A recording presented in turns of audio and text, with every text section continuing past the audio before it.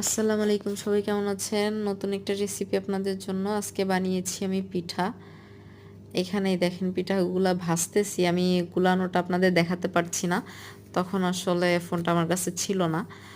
এখানে আমি প্রথমে গুলাইছি হচ্ছে, এখানে আমি অন্য কিছু দিইনি। এখানে অন্য একটা আটা দিছি বলতেছি আপনাদের, যেটা এখন সচরাচর পাওয়া যায় না। এটা আমি গমের আটা দিছি। গমের আটা দিছি প্লাস এখানে আছে আপনার চিনি, তারপরে এইখানে আছে সুজি, তারপরে এখানে আরও দিছি হচ্ছে একটু লবণ, তারপরে একটু বেকিং পাউডার। এগুলো দিয়ে আমি এখানে গুলাইছি।